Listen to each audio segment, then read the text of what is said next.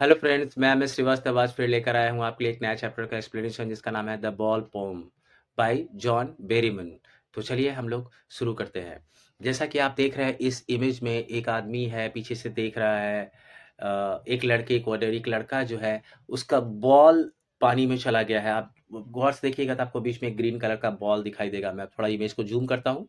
आप देखिए ये बॉल उसका पानी में चला गया है और उस बॉल को बच्चा वो देख रहा है कि अब उसको कैसे मैं वापस ले आऊँ। और चलिए इस पोम को आप डिटेल में देखते हैं कि पोएट क्या समझाना चाहते हैं basically. What is the boy now who has lost his ball? What is he to do? I saw it go, merrily bouncing down the street and then merrily over there is in the water. merrily का मतलब cheerfully, happily होता है खुशी से। तो चलिए इसके meaning को हम लोग समझते हैं। क्या स्टैंजा वन कहना चाहता है? John Berryman is talking about a little boy. एक छोटे से लड़के की बात कर रहे हैं। He loses his ball and watches it bouncing down the street into the water. वो अपना बॉल खो देता है। एक्चुअल में उसका बॉल बाउंस करते करते और जाकर पानी में गिर जाता है। स्ट्रीट की ओर क्रॉस करते हुए पानी में जाकर गिर जाता है। Further more he asks himself what this boy will do after losing his ball. अब क्वेश्चन सेकंड लाइन में क्वेश्चन कर रहे हैं ऑथर। देखिए what he is he to do, मतलब अब ये लड़का क्या करेगा, वो अपने मन में क्वेश्चन कर रहा है। The poet has seen the ball going away from the boy. He says that the ball was cheerfully jumping up and down in the street. और ऑथर ने देखा कि बॉल चीयरफुली जैसे बाउंस करते हुए हंसले जैसे कोई जंप करते हुए खुशी से जा रहा है और जाकर पानी में गिर गया। This means that when the ball escaped from the boy's hand, it went into the street and later on it fell into the nearby river. तो उसके बाद क्या हुआ, बॉल उसके हाथ से शायद गिरा होगा टकराते हुए इधर उधर और जाकर रिवर या सी में जाकर गिर गया। अब चलिए हम लोग अगला स्टैंजा देखते हैं। No use to say, oh, there are other balls. An ultimate shaking grief fixes the boy as he stands rigid, trembling, staring down all his young days into the harbor where his ball went. I would not intrude on him. A dime, another ball is worthless. Now he senses first responsibility. बहुत important stanza है, आप इसको देखिएगा अच्छा से। पहले इसका meaning को हम आप समझा दें, वर्ड का मीनिंग को। ग्रीफ का मतलब सौरव, दुख होता है। अल्टीमेट का मतलब मोस्ट एक्सट्रीम है यहाँ पर, अत्यंत। शेकिंग का मतलब हिला देने वाला, टेरिबल, शेकी। फिक्सेस का मतलब यहाँ पे सराउंड से घेर लेना। रिजिड का मतलब एडमेंट होना, दृढ़ हो जाना, टच से बस ना होने वाला। और ट्रेम्बलिंग का मतलब शेकिंग, कांपना है। हार्बर का मतलब डॉक, पोर्ट, बंदरगाह जहाँ पे समुद्र वगैरह वगैरह में जहाँ पे पोर्ट या बड़ी रिवर्स के पास जहाँ पे सी वगैरह का हॉल्टेज होता है।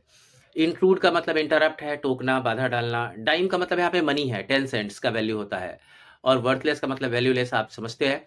तो चलिए हम इसको समझते हैं, इसके मीनिंग को। पहला पहला लाइन कहते हैं, no use to say O there are other balls. John Berryman says that there is no benefit of consoling the boy by saying that he will get another ball because he has other balls to.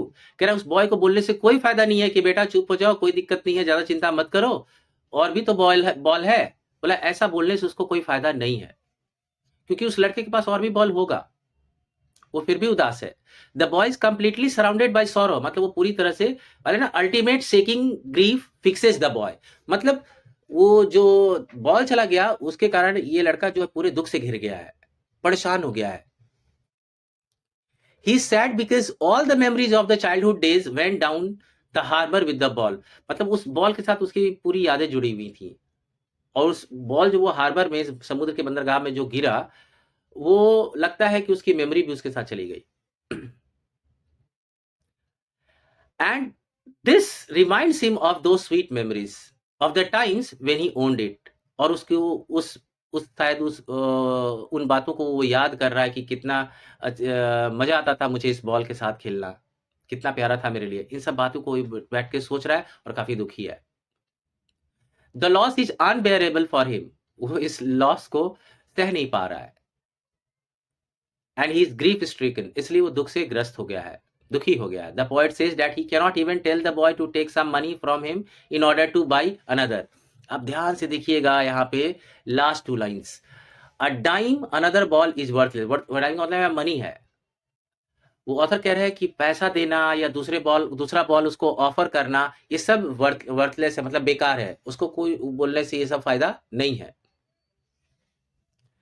वो कहते हैं कि the new ball will not bring the sense of belonging to the boy. He senses his first responsibility. उसके बाद कहा गया है, बोल रहा है वो जो बॉल है, वो जो बिलॉन्गिंग था, अटैचमेंट था पुराने बॉल के साथ, आप नया बॉल के लाकर दोगे तो वो अटैचमेंट तो उसका वापस नहीं आएगा ना। तो उसके लिए पैसा और अनदर बॉल मायने नहीं रखता। मोरओवर ऑथर ये भी कहना चाहते हैं that the time has come for the boy to learn the responsibility of taking care of his things. उनको लगता है बच्चा का समय आ गया है कि इसको अब सीखना होगा कि रिस्पॉन्सिबिलिटी कहते किसको है, अपनी चीज़ों को कैसे सँभाल कर रखा जाता है। और शायद वो लड़का, आप फिर से चलिए इमेज में, वो ध्यान से बॉल को देख रहा है, शायद ये सोच रहा है कि मुझे ठीक से रखना चाहिए था। He senses his first responsibility का मतलब। नेक्स्ट स्टैंजा चलते हैं। In a world of possessions people will take balls will be lost always, little boy, and no one buys a ball back, money is external.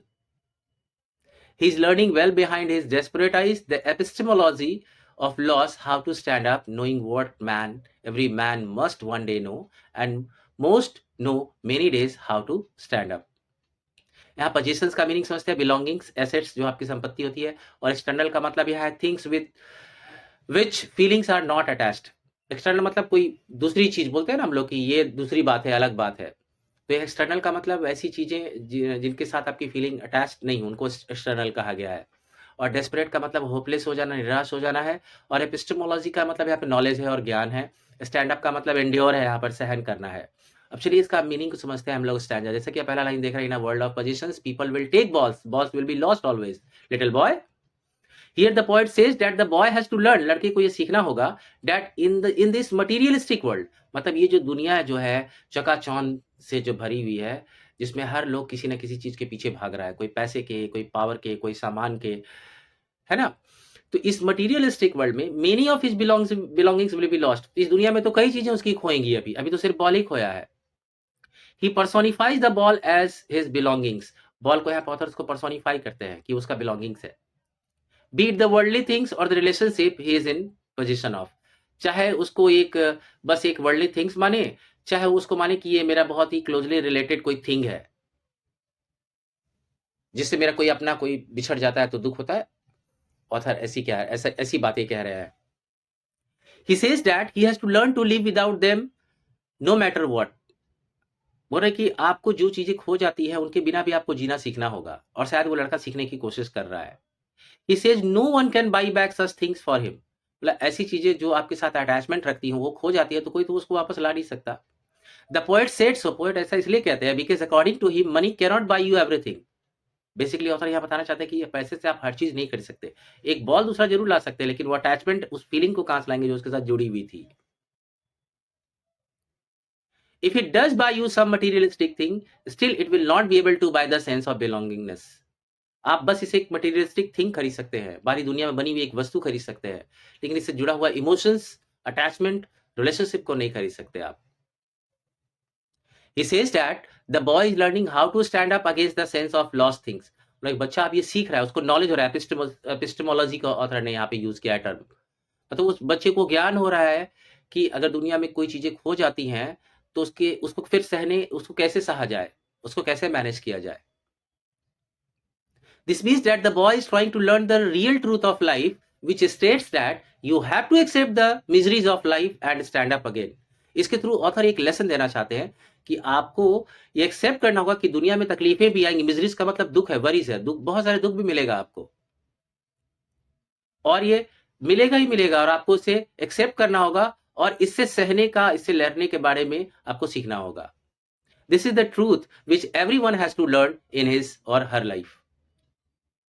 The harsh truth of standing up against the odd miseries of life that everyone has to bear.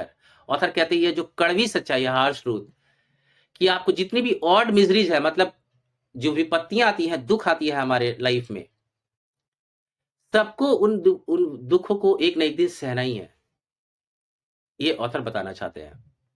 अब चलिए जल्दी से हम लोग 1 minute में figure of speech को देख लेते हैं। Anaphora, use of repeated words in 2 or more consecutive lines, जैसे what is the boy, what is he to do में देखेंगे आप, वर्ड से लाइन शुरू हुआ, फिर दूसरा लाइन भी वर्ड से शुरू हुआ, तो ऐसे टर्म को हम लोग एनाफोरा कहते हैं। मेरेली फिर से शुरू हुआ, फिर मेरेली से शुरू हो गया, merrily bouncing, merrily over, so this is anaphora. Assonance, repeated use of vowel sound, जैसे बॉय, नाउ, हु, लॉस्ट में आप देखेंगे ओ साउंड रिपीट हो रहा है, so this is assonance. Imagery, when we picturize something in our mind, हम लोग इसको भी, जैसे merrily bouncing down the street, ऐसा लग रहा है बॉल जो है ना बाउंस करते हुए डांस करते हुए जा रहा है, ऐसा इमेज क्रिएट होता है माइंड में। So that is imagery. Repetition, what and ball have been repeated, आप देखेंगे पोएम में, इसलिए इसको रिपीटिशन कहा गया। असंडेटन एक स्टाइलिस्टिक स्कीम है in which conjunctions such as or and are deliberately omitted from a series of words। इसमें क्या होता है ना कि जहां पे कंजंक्शन रिक्वायर्ड होता है नॉर्मली और एंड, उसको ऑथर हटा देते हैं जानबूझकर, ताकि वो अपनी लाइंस को रिदमिक और इंप्रेसिव बना सके। जैसे आप देखेंगे इसमें यूज किया गया line, a dime another ball is worthless. Normally ये सेंटेंस ग्रामेटिकली इनकरेक्ट है, होना ये चाहे था अ डाइम और another ball is worthless, but author ने यहाँ पे कंजंक्शंस को हटा दिया। सो ऐसे टर्म को हम लोग असिंडेटन बोलते हैं। मीन्स ये सिंडेटिक और असिंडेटिक टर्म से यूज हुआ है। Syndetic means with conjunction, asyndetic मतलब विदाउट कंजंक्शन। अब चलते हैं हम लोग alliteration. Repetition of consonant sound usually at the beginning of the words is called alliteration. जैसे कि बाइज अ बॉल, बैक में आप देखेंगे B B B sound repeat हो रहा है, मैंने हाईलाइट किया है। So this is alliteration. Assonance, repetition of vowel sound. आप देखेंगे जब भी वावल साउंड का रिपीटिशन उसको एजोनेंस बोलते हैं। जैसे ही इज लर्निंग में इज में आई, और वेल में ई, बियॉन्ड में हिज में देखेंगे आई फिर, और डेस्परेट में ई, मतलब आई और ई वाउल साउंड जो है इस लाइन में रिपीट हो रहा है। So they are assonance. Rhyme scheme, there is no rhyme scheme followed in the poem, it is a free verse. पूछा जाएगा what is the rhyme scheme of the stanza और पोएम, बोलिएगा आप कि इसमें कोई राइम स्कीम यूज नहीं किया गया। ये पोएम जो है फ्री वर्स है, इसको ब्लैंक वर्स भी हम लोग कहते हैं। और दोस्तों मैं जल्दी से बता दूं कि मैंने आपकी सुविधा के लिए इस पूरे चैप्टर का क्वेश्चन आंसर्स भी यहाँ दे दिया है, और आप चाहे तो इसको नोट कर सकते हैं। और हाँ, मैंने इसका पूरा पीडीएफ फॉर्मेट का लिंक पोस्ट कर दिया है डिस्क्रिप्शन बॉक्स में, वहां जाकर आप लिंक देख सकते हैं और इस पूरे क्वेश्चन आंसर को पढ़ सकते हैं, लिख सकते हैं, कॉपी कर सकते हैं। आपको मेरी channel English tutor by Amit Shrivastava अगर अच्छी लगती है तो प्लीज मेरे चैनल को सब्सक्राइब और लाइक करें। Thank you.